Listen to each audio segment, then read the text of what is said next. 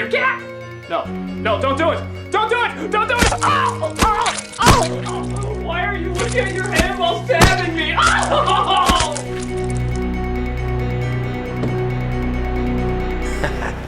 That's for reviewing Food Fight.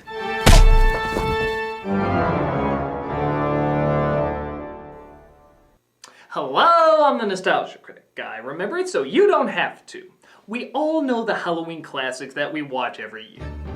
From the old Universal monsters like Dracula and Frankenstein to the 80s slashers like Freddy and Jason, to even kids specials like Charlie Brown and The Nightmare Before Christmas. But the great thing about Halloween is we keep trying to push it further and further. And sure enough, over the years, some new classics have evolved. The criteria for them isn't super specific. It doesn't have to be a certain time frame, very well known, or even necessarily a good product beginning to end. But they do have to be drenched in something new, something unique, something you can just look at and think one word: Halloween. We're counting down the all-time best new Halloween classics, and trust me when I say the best one doesn't disappoint. We're here to make the top 11 obscure Halloween films even less obscure. Why top 11? Because I like to go one step beyond. So, sit back and enjoy the top 11 new Halloween classics.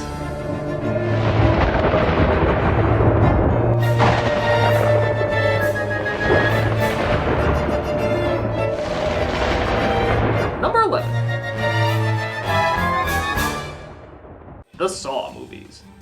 I'm not gonna lie, I'm not a fan of these films. Even the first one I didn't like so much. There's a million things that didn't make sense about it. If you want more detail why, go watch CinemaSins. But that doesn't mean I don't see why these movies became a staple of Halloween.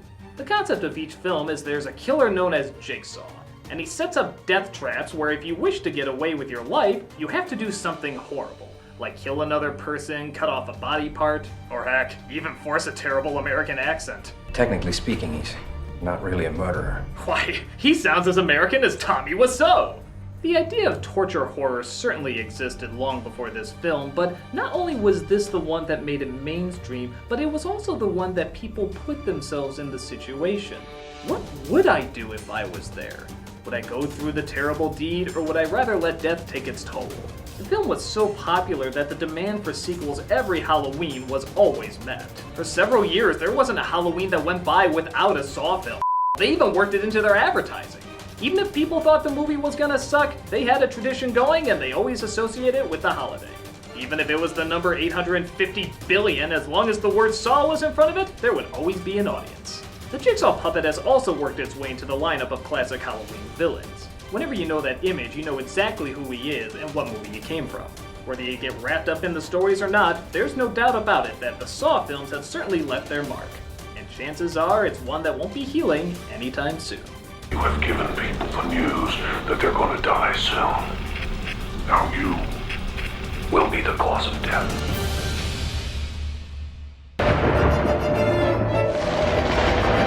Number 10. Halloween 3, The Season of the Witch. Many hated this film when it first came out, and I'm not gonna lie, I did too. Not only does it have nothing to do with the first two Halloween movies, which was later reviewed that the producers wanted each movie to be a different story, but if that was the case, how come the first two continued the same story? Hello! But the film itself just seemed downright silly. We go from a story about a slasher to a film about witches. Kind of. That use technology. Kind of. That uses spells. Kind of. To kill kids because... kind of no real reason. Yeah, it's a pretty nonsensical setup, even if you want to accept it as its own film. But as time went by, I did find myself thinking back to it a lot. I do remember the characters, I do remember the visuals, and who the could ever forget that song? It's 4 days to Halloween, Halloween, Halloween. It's 4 days to Halloween, Silver Shamrock. When I stopped trying to take it so seriously, I found it actually had its own strange, unique charm to it. It's surrounded in 80s decor, has all sorts of broody atmosphere, and there's just Halloween stuff everywhere. I mean everywhere. In a way, I actually associate this movie more with Halloween than I do the first Halloween, simply because Halloween is all over the place. It's nowhere near as good as the first film. In fact, I think you could debate whether or not it's even a good film at all. But its love for the holiday, from the classic costumes to the candy to watching specials as a family, and some up supernatural thing going on while watching it as a family. It probably hasn't happened to you much, but I have a past. It actually does kind of get you in the mood for the season. Maybe that's why it was called Season of the Witch, because it's not meant to deliver a story about the holiday, but rather an essence of the holiday. And there's no doubt you can feel that essence of the season all throughout the film. Whatever your thoughts, you know you get sucked into the witching hour whenever it's played on TV. What else can you say but Silver Shamrock? In 4 days is Halloween, Silver Shamrock. Number 9. The Paranormal Activity movies. Again, splitting a lot of audiences down the middle, the Paranormal Activity movies still managed to produce major creeps with little cost. While many see the Blair Witch Project as the film that made the found footage genre popular, it was definitely Paranormal Activity that kept it going. The film, about a couple whose house seems to be possessed by an evil entity, started out in very few theaters. But word of mouth spread so fast that they actually worked into their advertising that people asked the movie theater owners for it. Yeah, isn't that weird? A commercial for a movie that's actually asking you to demand the movie in your movie theater. Can you remember another film commercial that's done that? Having never really been asked that by our TVs before, audiences shrugged and said, why not? They demanded to see the film in their theaters, and sure enough, it became a smash, resulting in sequel after sequel coming out. And, just like Saw, it came out every year during Halloween. But unlike Saw, these films were much easier and faster to make because it relied on fewer production costs. If it looked like amateur filmmaking, that was fine, because it was supposed to look like amateur filmmaking. It made it more realistic. And its point of view action made many audience members feel like they were right there experiencing the scares as the characters were witnessing it. Now, are they all good? Even the most die-hard fan would probably say no. Me personally, I think 2 is the only one that was actually great from beginning to end. But even at its worst, every movie had something new and innovative to offer. The first one had scary subtlety, the second one had brilliant editing, the third one had the slow reveal of the moving camera, the fourth one had the clever use of the household appliances, and the fifth one? The acting was nice. It's understandable if not everyone gets scared by these movies, but the new ways each film delivers a new kind of scare is really something to admire. Even if you do gotta sit through a lot of repeated cliches to get to them. Always keeping the dread high, the Paranormal Activity films knew how to scare an awful lot with an awful little.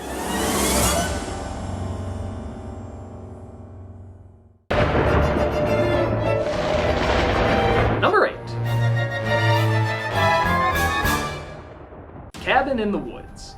I've never seen a film that had such a devoted fan base of people who have dedicated themselves to not spoiling the movie. It's amazing. Anytime you talk to someone, they always say, I can't tell you anything about it, you just have to see it. And in honor of that, I won't spoil it for you either. Though I do have to talk a little bit about it, but still, we'll keep this mostly spoiler-free. The Joss Whedon written horror film relies much on surprise and twists. So like I said, I won't give too much away. What I can say is, on the surface, it looks like any other scary film. A bunch of college kids go to a cabin in the middle of nowhere and, of course, some supernatural evil tries to destroy them. Sounds basic enough, but as the film progresses, you find out very quickly that this is a love letter to not one, but every kind of horror movie ever made. And in a way you probably never would have expected. It tries everything to incorporate all the classic tropes through scares, humor, and clever writing. And honestly, to say any more would ruin the fun. And I think that's why so many people consider it such a unique, scary movie. It's a film you enjoy having revealed to you, and you get excited the more and more you start to figure it out. When you do figure out what it's up to, you realize you're having such fun with the concept, and realize that not only is it paying homage to so many scary genres, but it's practically creating its own. I don't know, I can't think of any other movies that have done specifically what this film has done, at least while still remaining a horror film. The discovery is too delicious to ruin, and I won't be the one to do it. So let's just say it's a ton of fun if you know the secret, but it's even more fun if you don't. It works as both a great trick and treat on Halloween night. No matter what happens, we have to stay together. this isn't right, we should split up. Yeah, good idea. Really? Number 7. Oculus. Yep, this film is not even a year old, but already it has the makings of a classic. From its advertising, it looks like any modern-day horror film. But when you start to watch it, you realize how diabolically genius it is.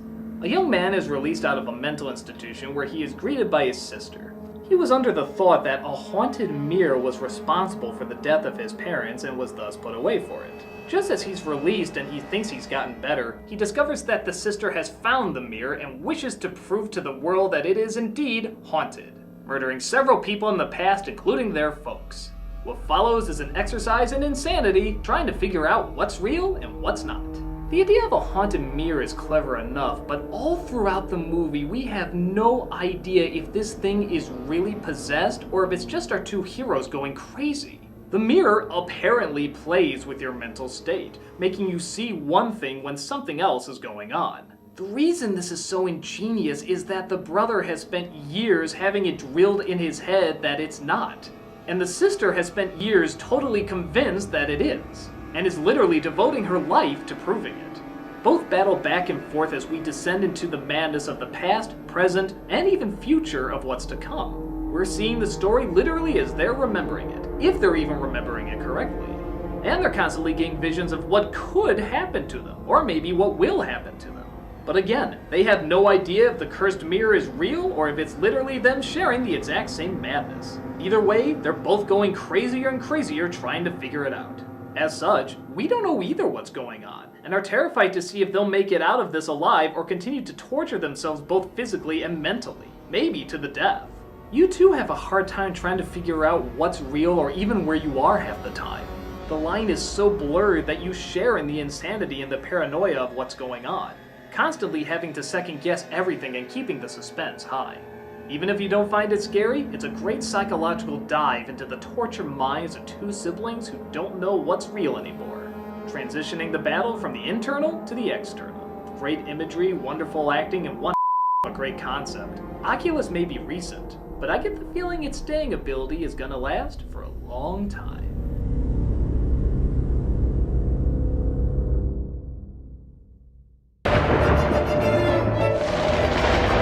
Number 6.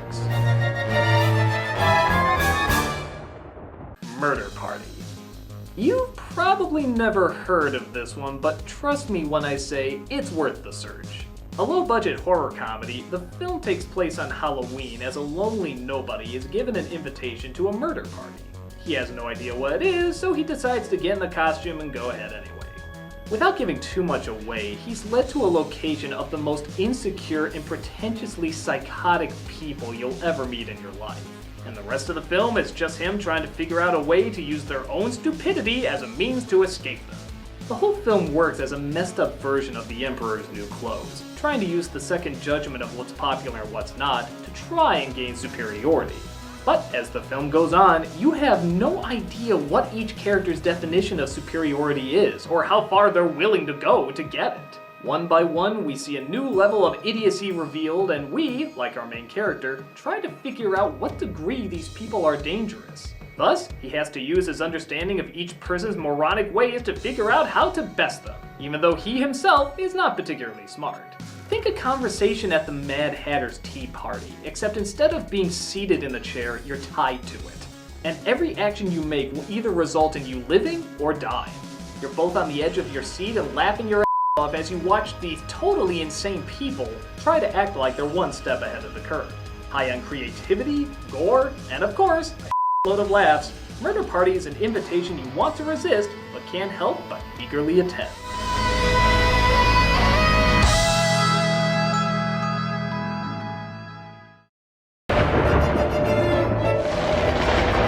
Number 5.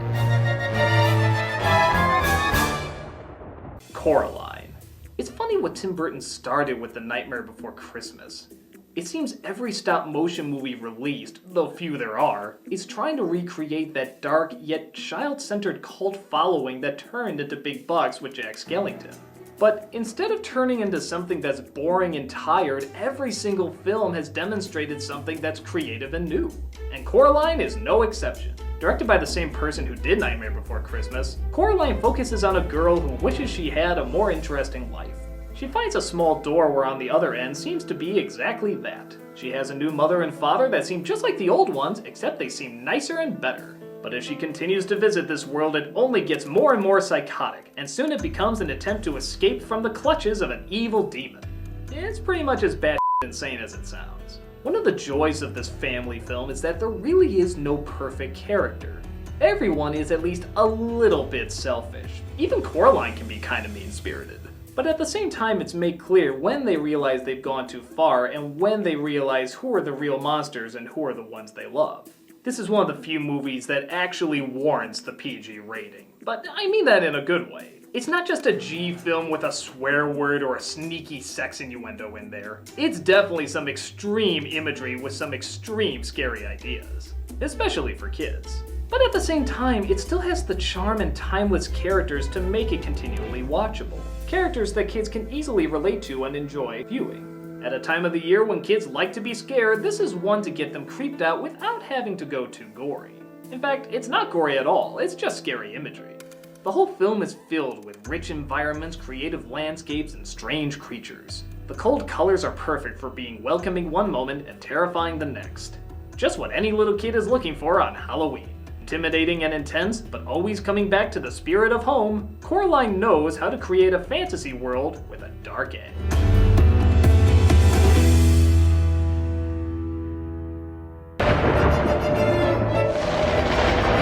Number 4. Hotel Transylvania. As much as we all love to dump on Adam Sandler movies, I can clearly say this is one of his best films in years. Energized, spontaneous, romantic, and downright hilarious, this is one of the most realized renditions of what seems like a one-note idea. Count Dracula has opened a hotel where all the classic monsters can be safe from the pitchforks of humanity. But his only daughter is restless because she wants to leave and see the world. Overprotective of his child, Dracula is horrified to find a human about her age accidentally stumbles across the hotel and quickly falls in love with her. The rest of the film is trying to keep the human boy's identity a secret while also trying to keep peace in his humble abode. There's too many good things to count in this movie. The characters are all memorable and funny, each with a unique identity and mostly SNL alumni to voice them. The story balances out fast and timeless jokes with surprisingly dramatic and heartfelt moments as well. The animation? Amazing. This is some of the quickest and most energized movement I've ever seen on screen. Every action is filled with sharp and distinct motion. Every character has a distinct walk, every character has distinct movement. But again, it never goes too far to interrupt the slower emotional moments. Sandler as Dracula sounds like a horrible choice, but again, he brings a real heart and passion to it, making him completely irresistible. Look at that smile. How can you not light up whenever he makes that face? What should have been a non-motivating idea takes advantage of every joke and every opportunity that can be done with it, turning out to be one of the most hyperactive animated movies ever. It's just always on, it's just always moving. It never lets up, except for the moments where the character's turmoil needs to shine through. And that's done pretty good as well. Its ambition is only matched by the dedication of its crew, and this crew went above and beyond what it needed to do. If you want to laugh at the things that go bump in the night, this is the perfect place to stay and witness it. Welcome to Hotel Transylvania! Number 3. Shaun of the Dead. We all know about the classic zombie films like Night of the Living Dead, Dawn of the Dead, etc. But this is one of the few films that not only satirizes zombie films, but somehow still stays faithful to them. The British comedy stars a lazy, absent-minded Simon Pegg with his even lazier roommate played by Nick Frost. When the zombie apocalypse happens, however, they turn into unlikely heroes trying to fight off baddies while also trying to get drunk at the same time. People are so familiar with this movie, it's hard to know what to say about it. Lots of hidden jokes in both the foreground and background are constantly flying by. The character's selfishness and idiocy constantly makes for lots of laughs that are silly, but still kind of identifiable. Which music album would you hold on to during end times? Purple Rain. No. Sign of the Times. Definitely not. The Batman soundtrack. Throw it. But what really makes it stand out is that it still works as a traditional zombie film. There's still a lot of suspense, there's still a lot of dread and grief, there's tons of social satire. They even have the painful moments where tough sacrifices have to be made. Incorporating a lot of the traditional character tropes like the pessimist, the optimist, the kind soul, the mean old bat, and of course, the brainless losers. This makes for a very strange but enjoyable combo of comedy and scares, still showing their love and dedication to the zombie genre while also poking fun of it at the same time. What else do I even need to say about it? If you've seen it a million times, you'll see it a million more. It's dead on arrival, but in a good way. Good luck!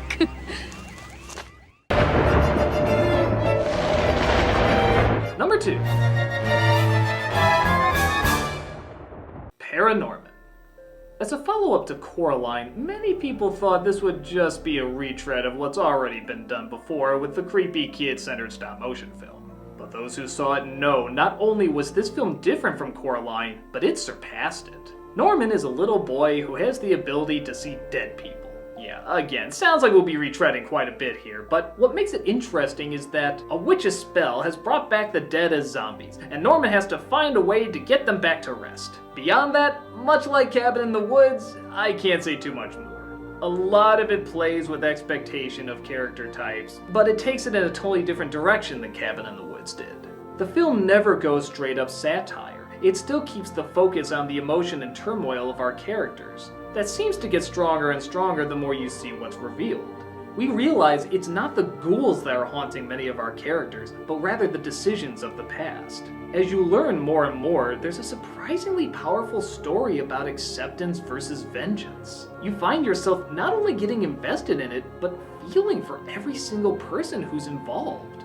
That's very rare, not only for a Halloween film, but for a family Halloween film. The line for how to feel about these characters is so blurred that you don't know whether you're supposed to fear them or hug them.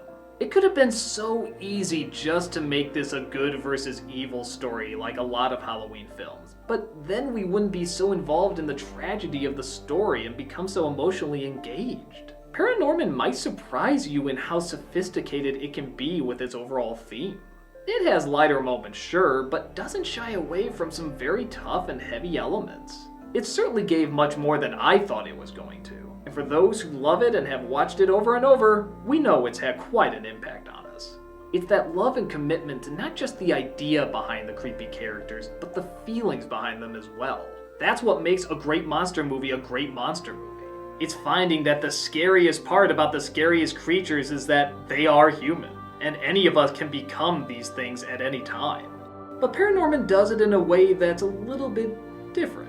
Again, I can't go into too much detail, but it's gripping, it's interesting, and even kind of touching.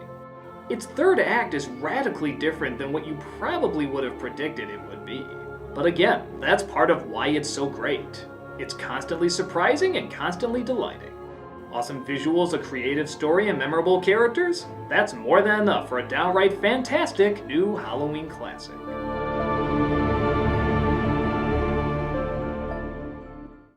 And the number one greatest bad awesome new Halloween classic is... You know what? I should do a runners-up. I don't usually do it, but I like the subject. I think it deserves it this time. The Ring. Okay, it doesn't hold up the best over time, but that creepy ending and that image of that girl in every single Halloween store, that's definitely worth mentioning. The Halloween that almost wasn't. Pretty silly and awkward, but the performances from these hilarious actors totally makes it worth it. The Halloween Tree. A lot of people wanted me to review this. I don't get why. It's creative, it's educational, it's Ray Bradbury. What's not to like? Raggedy Ann and the Pumpkin That Couldn't Smile. Yeah, sounds lame and it is kind of slow, but its atmosphere is so laid back and drenched in Halloween, it's hard not to like it. The Original Haunting. Pretty well known, so I didn't include it, but a timeless classic all the same. Trick or Treat. Kind of a hit and miss, but it might be the first film where the trick-or-treater is actually one of the villains. That alone is worth an honorable mention. Exorcist 3. Practically an apology for Exorcist 2 with much better story and scares. Zombieland. A great comedy with great laughs, but I think Shaun of the Dead just did it a little better. Now on to number 1, and I mean it when I say how awesome it is. It's nostalgic, it's funny, it's soaked in classic Halloween. Let's get right to it. The all-time number 1 new Halloween classic is... You know what? This film is so awesome and so cool, it deserves its own review. Yeah, so that's what I'm gonna do. Tune in next week, guys, as I'm gonna dedicate an entire review to this 80s bomb that turned out to be a fantastic, awesome, kick Halloween classic. I'm the Nostalgia Critic, and I can't wait. But I probably shouldn't build it up that much. Yes, I should. It's awesome!